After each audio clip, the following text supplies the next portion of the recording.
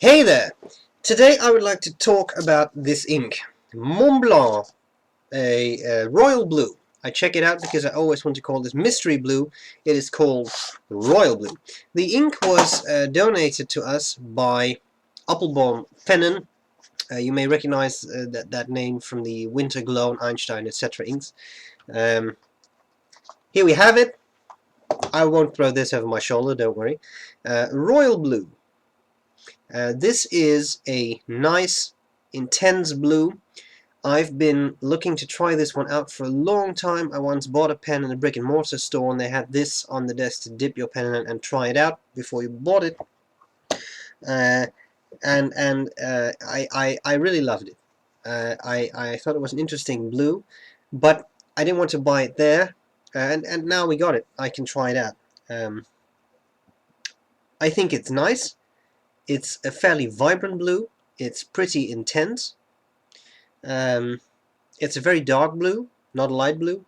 Not a whole lot of shading, but it performs very well. So what I'll do next is the familiar writing sample. I hope that's going to be useful, and I'll see you later. Bye bye. Okay, so here we go with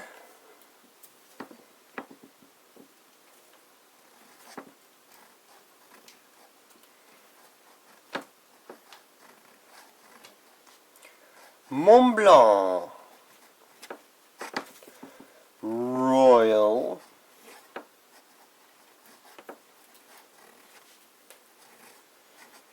Blue. Let us do a little bit of fine writing.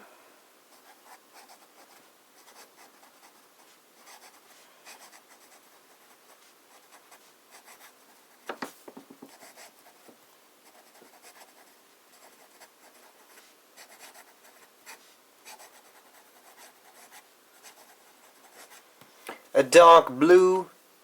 I don't yet see a whole lot of shading, but we're going to use some broader nibs in a second. When I say we, that is of course royal we. There is only me. I don't have a split personality. A split personality is in fact a dissociative identity disorder. It is not the same as schizophrenia, as most people seem to think, which is actually not that weird, because schizophrenia has a Greek root that means split mind.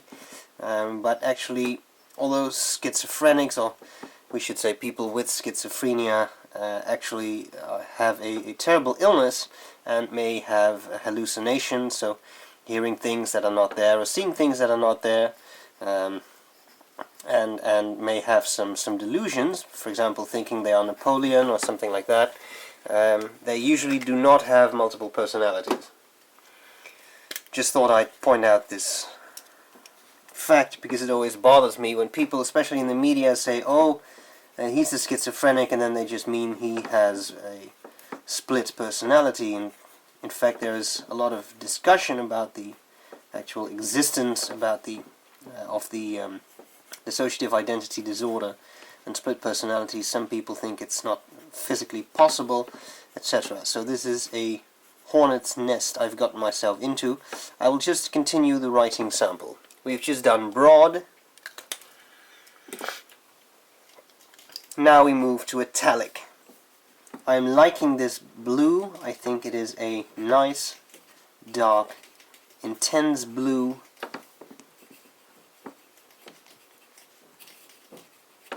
There is definitely some shading going on.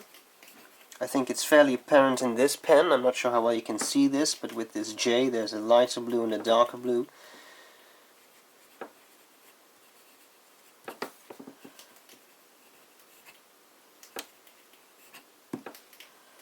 Interesting ink.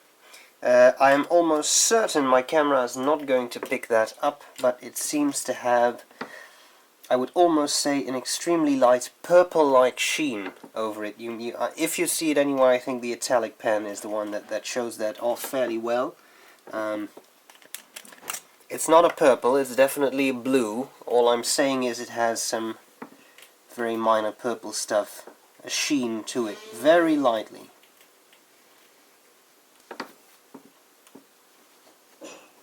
You may see that in these 6mm samples too.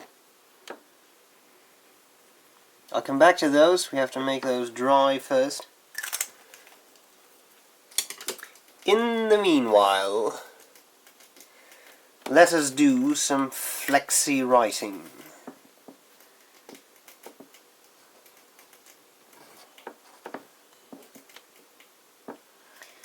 Royal blue. Royal is a nice word to write.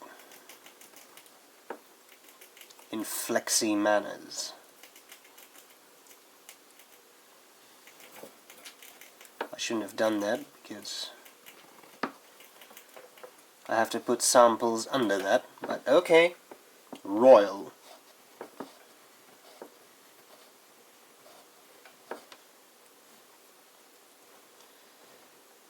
Railroading.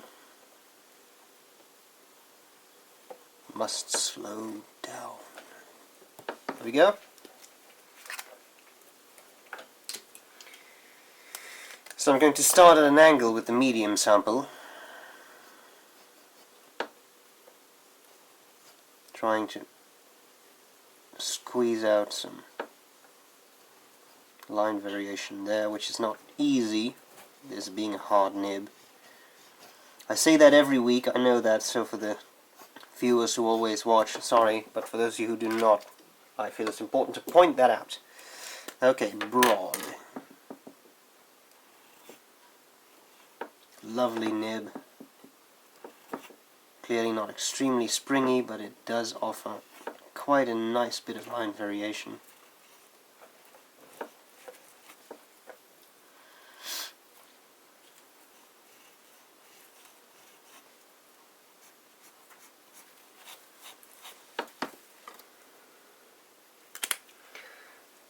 How are we doing on the... That's pretty much dry. I'm willing to take a second pass.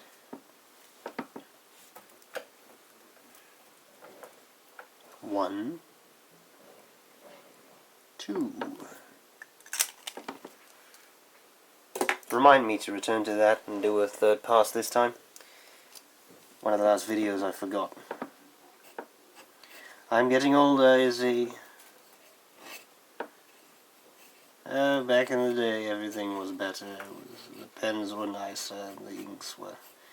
They flow much better in the days, you see. Anyway, Royal. Again, I think you... I really hope the camera picks this up, but again I think there's just a little bit of a purple-ish sheen right there. It's not so pronounced in the other pens, but I do think it's there. Okay, let's do a bit of writing.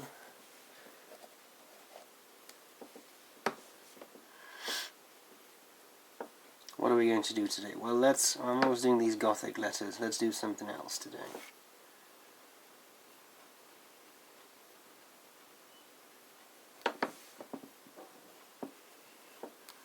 There we go, more of a foundational type letter.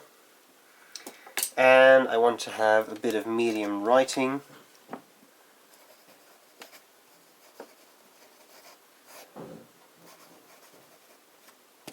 There we go.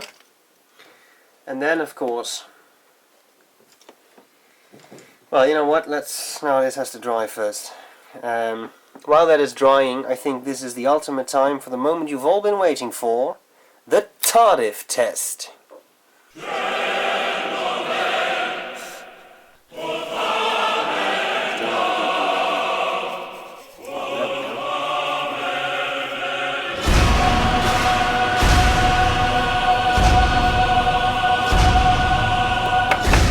Anyone looking to donate a knife for the Tardif test, let me know. I'd gladly use a samurai sword, you see, but it won't fit in the ink bottle. Okay, well, let's put some water on that writing. Let's see how well that keeps up. So what do we conclude from the Tardif test? This is a question I've received a couple of times now. The answer is, I truly do not know. I mean, the only thing I'm doing here is take a lot of ink, smear it on the page. And of course, that's just with a knife, which makes it a little more fun, but that's all there's to it. Something you can see here is extreme shading.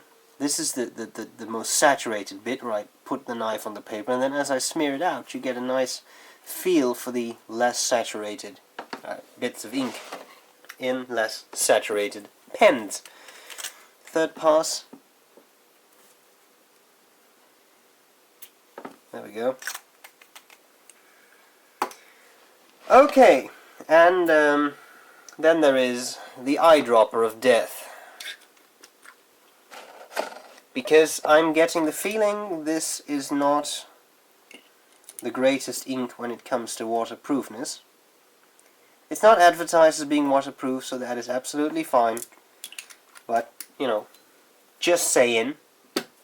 The writing here is gone, as you can see. I mean, there's some loopy bits left, but I mean, in general, it's pretty much gone.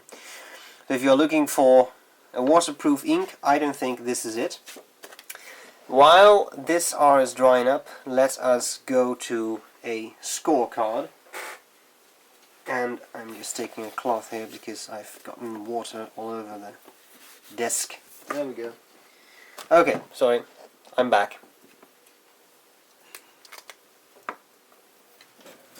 I got this ink in yesterday, so when it comes to the aspect of cleaning, I truly do not know. I do remember that the person I bought my 149 from said that Montblanc had advised him to only use royal blue in their pens. Now, of course, they want you to use their inks, but he also said it had something to do with cleaning. Now, if I look at the waterproofness or non-waterproofness of this ink, I can see where that came from. I'm not sure whether this is a truly washable blue, but it definitely dissolves in water. So cleaning, I'm assuming, is going to be excellent and no problem at all. Should I find out that that is not the case, I'll add a comment, but I mean, I do think there's a reason Montblanc recommends this ink. It's easy to clean. Bleed through. We don't know that yet. We'll have to come back to that. Color. Well, that is a rich blue.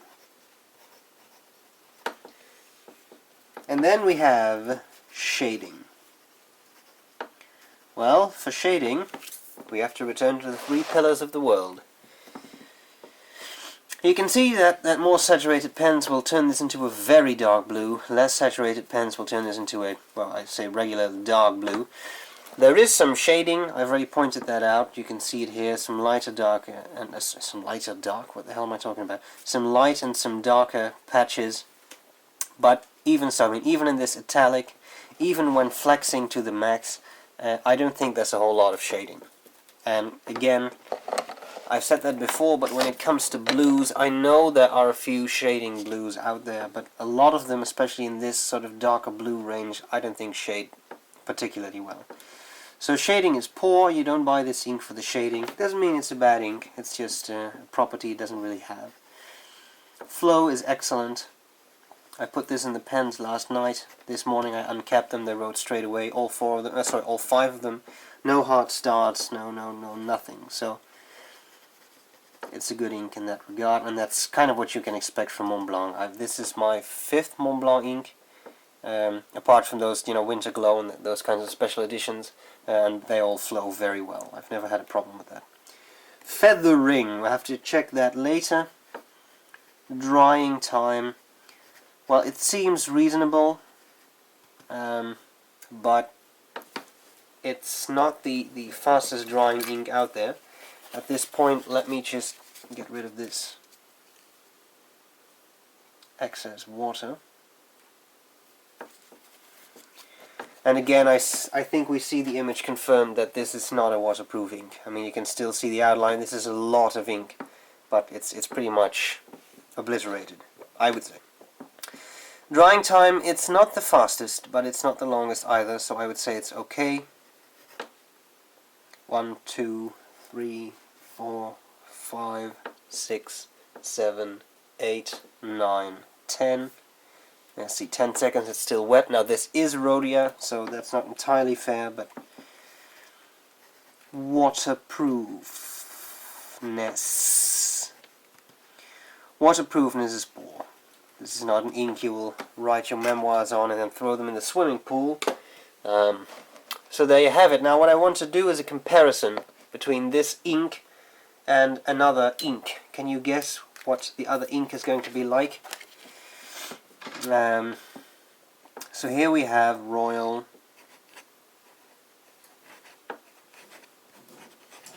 Blue, which looks something like this.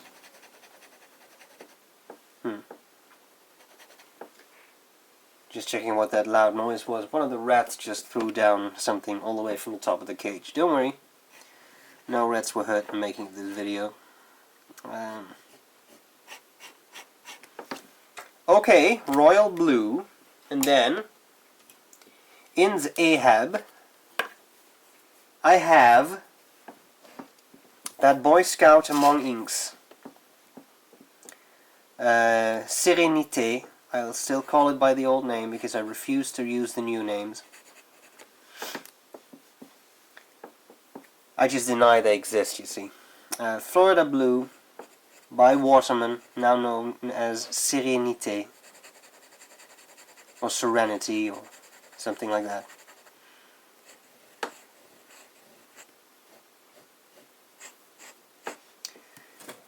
Here we go with, so, you see the difference?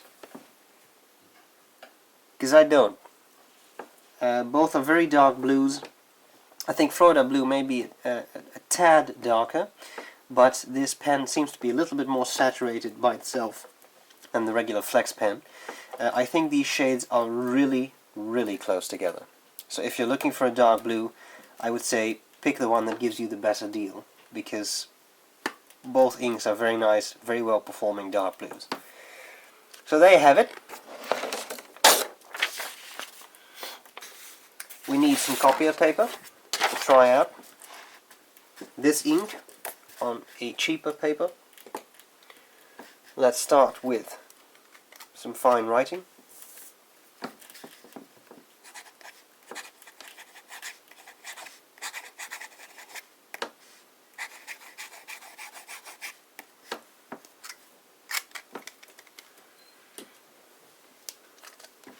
Oh, I'm sorry. Was that visible? Sorry about that. Medium.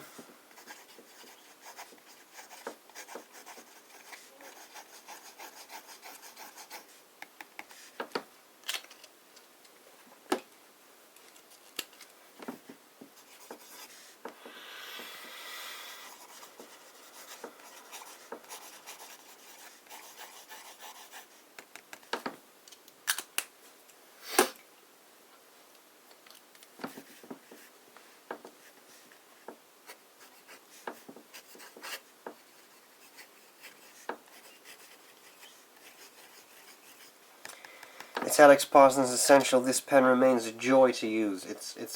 I really love that pen. Okay, and then maybe a little bit of Flex to see something about feathering.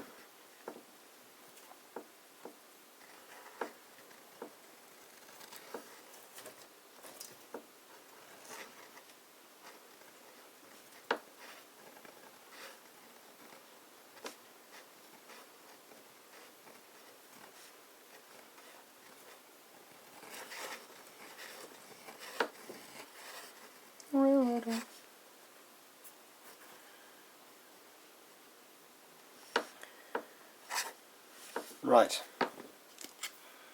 and while we are at it, some really bold writing. Let's do some uncials or something. Lovely look, very nice, intense blue. I really like the looks of that. So how are we doing on feathering? Well, I'm using the Tardif proboscis here. I love the color, but there definitely is feathering. Feathering here in the A, you see it right there. This is on cheap paper. Not available on Rhodia, but it's definitely here. When it comes to this really fat writing, I don't really see a whole lot of feathering, to be honest. So that's the difference. Now what I would like to do, I don't usually do that in this stage of the video, but I want to take that Florida blue for a spin here. I'm going to write down Florida. Really trying to flex this one too. Because these inks are so close together, I want to see what's the factor, and I write down feathering. I wanted to write down Florida, sorry. Notice there is no railroading here, but that doesn't necessarily mean a whole lot. Feathering, this is Florida. Just so you know. Don't get confused, you see. Very wet line here. We will just have to wait for a second for this to dry, I'm afraid.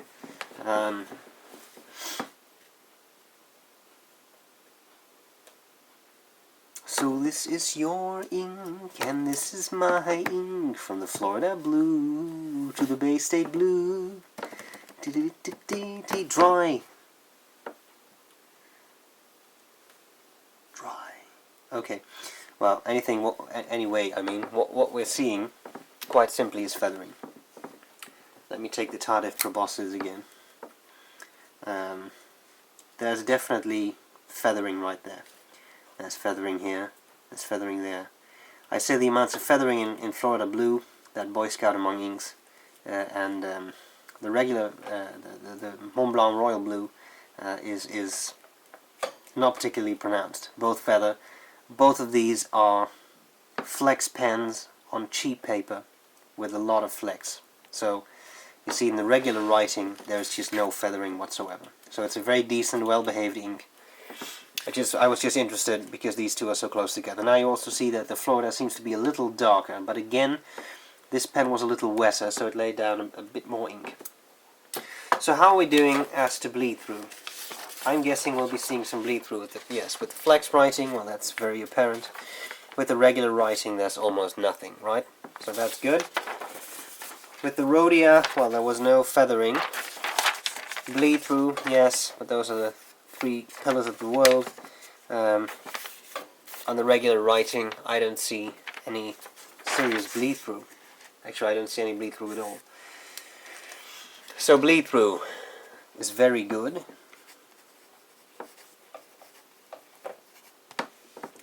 Feathering is, well, I would say that's good. I mean, it doesn't feather except when you go to cheap paper with a flex nib, but even with a really broad nib, I mean, even with a 6mm nib on cheap paper, there's hardly any feathering. You see a little bit of it down there, but I mean, in these lines there is nothing. So I think that's fairly impressive. So here you have it, Montblanc Royal Blue. Lovely ink. I like the dark blue. I hope this was useful, and I would actually like to hear which do you prefer, the Florida blue or this royal blue. And that's all there's to it. So I hope this was useful, and I'll see you later. Bye bye.